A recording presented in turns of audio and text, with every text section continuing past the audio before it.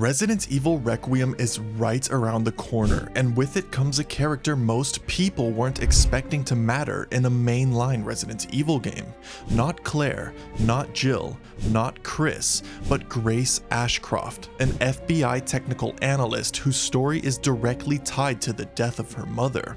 That mother is Alyssa Ashcroft, and if that name doesn't ring a bell, it's not really your fault, because Alyssa comes from Resident Evil Outbreak and Outbreak File 2, two games most people either never played or tried once and then quietly moved on from.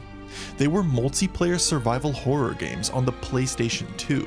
They were clunky, they were punishing, and they absolutely did not explain themselves, which is exactly why they matter now.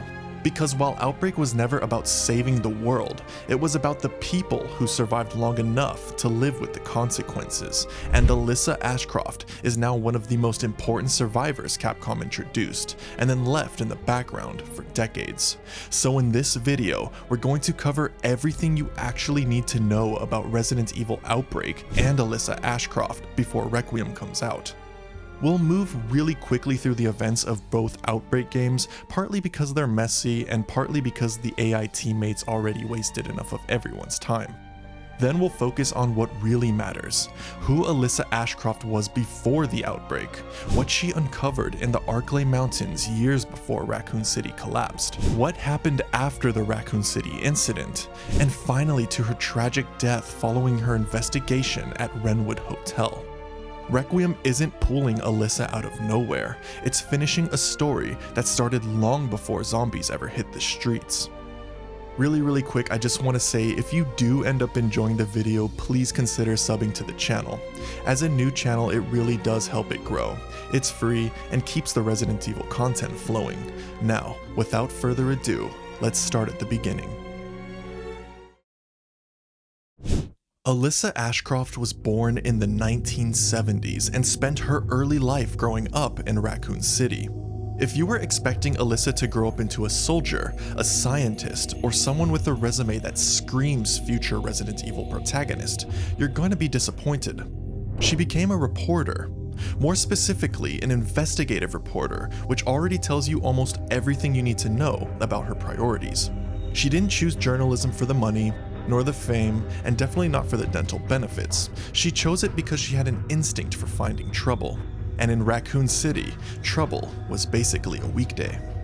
Alyssa didn't chase feel-good stories or ribbon-cutting ceremonies. She went after corruption, corporate misconduct, and situations where the official explanation sounded just a little too confident. And in a city where Umbrella was one of the biggest employers, that instinct put her in uncomfortable territory almost immediately.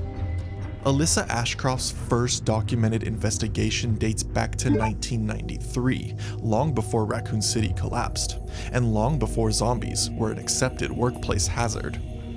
At the time, Alyssa was working alongside a fellow journalist named Kurt, and the two were chasing what initially sounded like another rumor that would probably go nowhere. The kind of story that starts with vague complaints, nervous sources, and people insisting that everything is perfectly legal. The rumor centered around a remote hospital in the Arklay Mountains where something didn't feel right. Patients were being treated off the books, records didn't line up, and certain outcomes were happening far too often for comfort. As it turns out, Alyssa and Kurt weren't imagining things.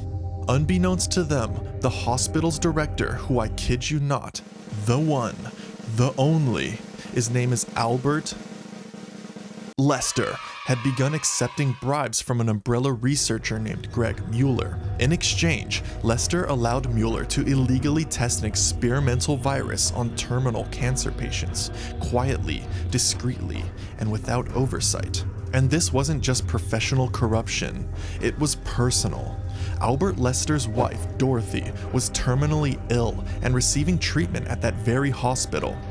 Out of desperation, Lester agreed to the trials and allowed his wife to be injected with the experimental virus, hoping it would do what conventional medicine couldn't. At first, it looked like a miracle. Dorothy, along with several other patients, appeared to recover. Symptoms vanished, the treatments worked. For a brief moment, it seemed like Umbrella had achieved the impossible. And then reality caught up. One by one, the patients began to die. Dorothy didn't die, she changed. She mutated uncontrollably, losing her humanity and becoming something far more dangerous.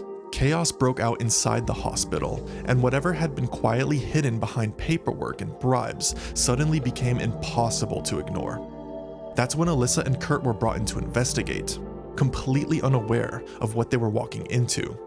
Almost immediately after entering the hospital, Dorothy attacked. She grabbed Kurt and killed him on the spot, infecting him in the process, right in front of Alyssa. There was no warning, no buildup, and no time to process what was happening, just sudden violence and the realization that this story had crossed into something much worse. Alyssa tried to flee the hospital. She didn't make it far.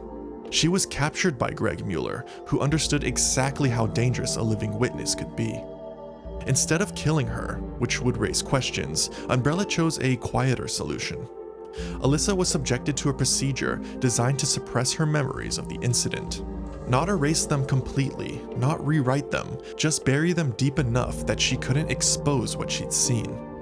The hospital incident was covered up, the deaths were explained away, and Alyssa Ashcroft walked out alive, with no clear memory of why the case had ended so abruptly. Umbrella didn't silence her voice, they silenced her past, and for years Alyssa continued her career without realizing how close she'd come to uncovering something that would eventually consume an entire city.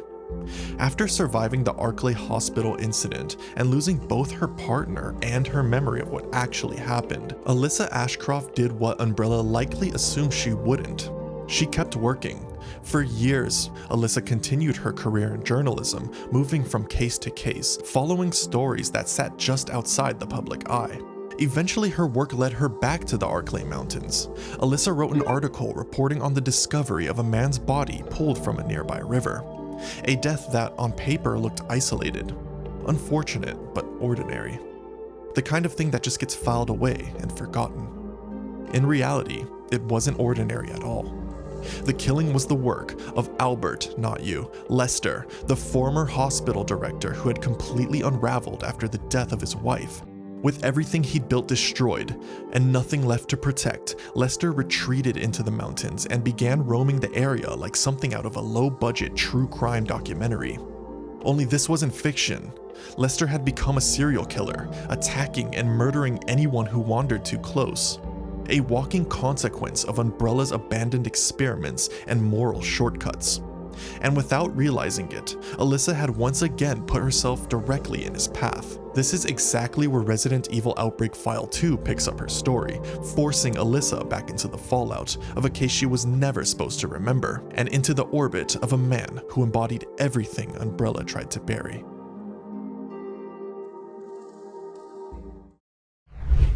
This brings us to the Raccoon City Outbreak, where the events of Resident Evil Outbreak and Outbreak File 2 take place.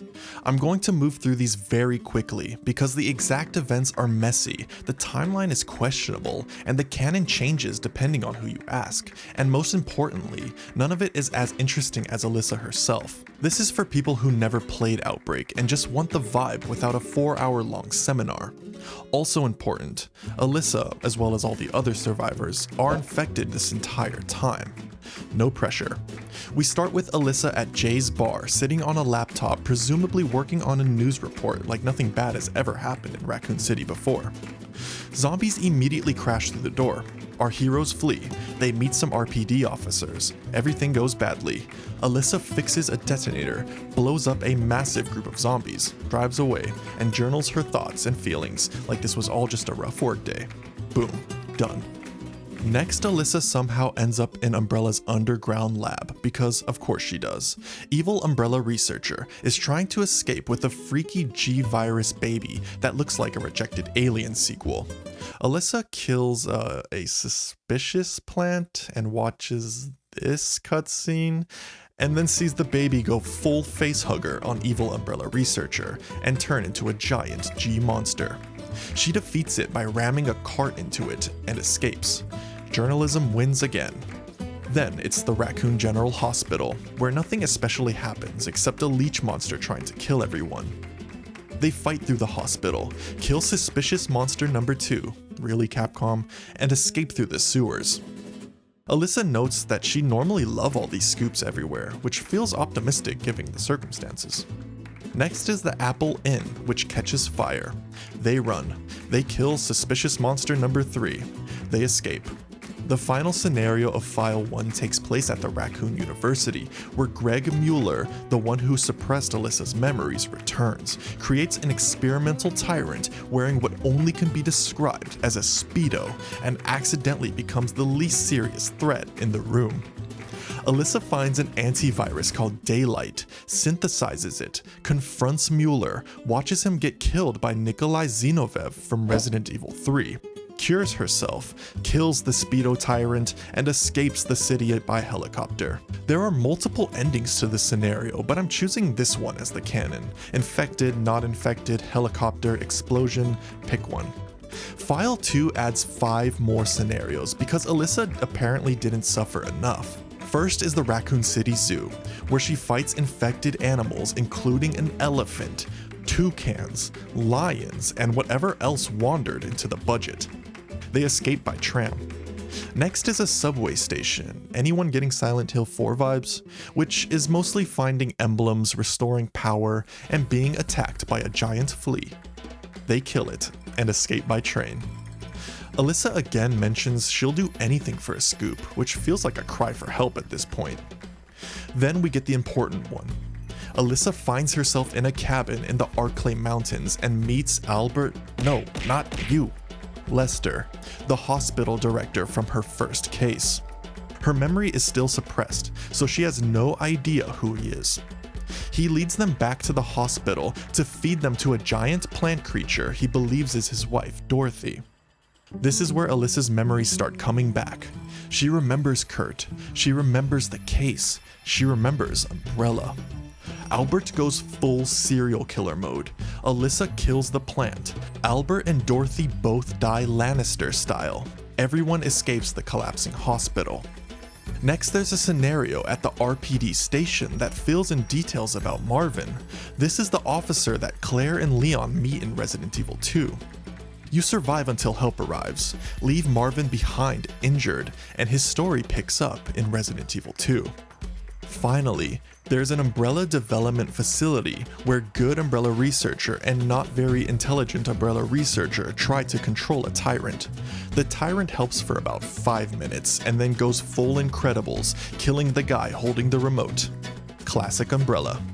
You run, fight another giant BOW, the city gets bombed again, and Alyssa survives the Raccoon City outbreak again, I think. Honestly, none of that is important. The only thing you really need to know is this.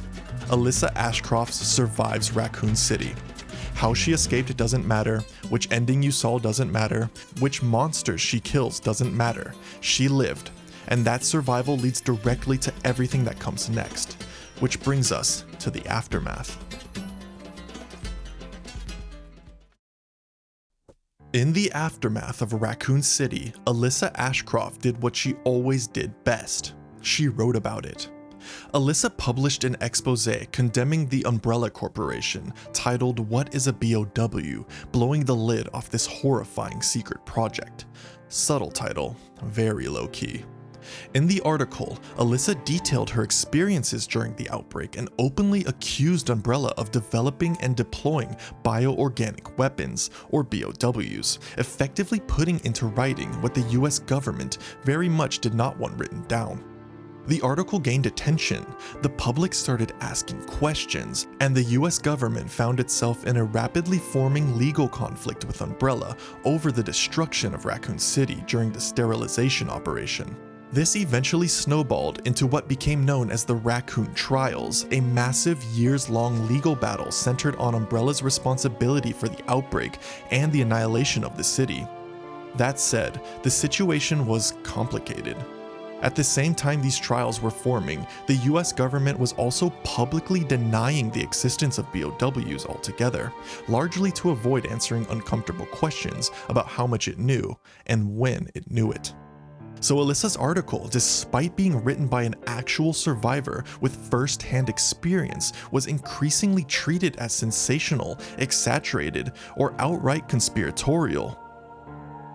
For years, public opinions on BOWs hovered in an awkward gray area somewhere between reality and urban legend. Even after later bioterror incidents, including the Terra Grigia panic, Alyssa's reporting and the testimony of other Raccoon City survivors was still often dismissed as paranoia or misinformation by the general public, which is impressive considering the entire city no longer existed.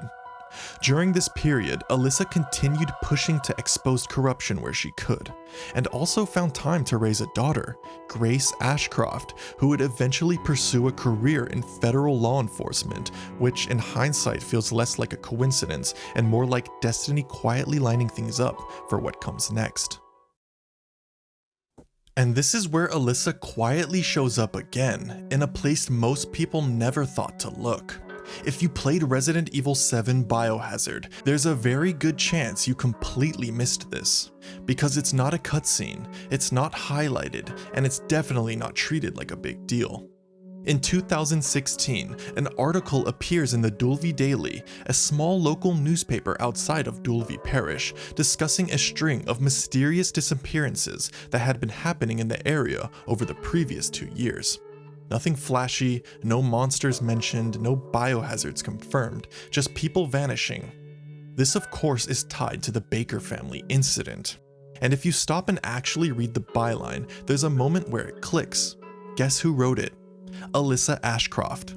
Decades after Raccoon City, Alyssa was still doing the exact same thing, documenting strange patterns, following disappearances, and writing about incidents that didn't have official explanations. That Dulvi article ends up being one of the only public records acknowledging that something went wrong there at all. It's the lone breadcrumb suggesting a biological disaster took place long before Ethan Winters ever set foot on the Baker property. And just like Raccoon City, it didn't last. The region was quickly quarantined, the situation was covered up, the investigation stopped. The missing people Alyssa wrote about were never officially acknowledged, and notably, they weren't even listed among the dead. No answers, no follow-up, no closure, just another case where Alyssa got too close to the truth to put it on paper and watched it quietly disappear away. And that brings us to Resident Evil Requiem and Alyssa Ashcroft's last documented investigation. In 2018, Alyssa was murdered while investigating the Wrenwood Hotel. After decades of outbreaks, cover-ups, quarantines, and articles quietly disappearing from the public record, this was the case she didn't walk away from. 8 years later, her daughter Grace Ashcroft, now an FBI technical analyst, picks up where her mother left off, determined to uncover what really happened. Which means Resident Evil Requiem isn't just a new outbreak, it's the fallout of one journalist who survived Raccoon City, kept asking questions anyway, and finally paid the price for it. And that's why Alyssa Ashcroft and Resident Evil Outbreak matter now more than ever. You now know everything there is to know about Alyssa Ashcroft. You've seen where she started, what she's been through, and unfortunately how her story ends. You're caught up. As Resident Evil Requiem approaches, a lot of questions arise. What exactly happened in that hotel? Who murdered her? And how will her daughter handle the horrors to come? Only a month until we find out. Thanks for watching. If this helped you get caught up on Alyssa Ashcroft before Resident Evil Requiem, consider liking the video and subscribing to the channel for more horror content like this. It helps a ton and I really appreciate it. Also, very quickly, I want to thank everyone who helped the channel reach the goal of 500 subscribers. So thank you, seriously. Let's get the channel to 1,000 next. I'll see you in the next one.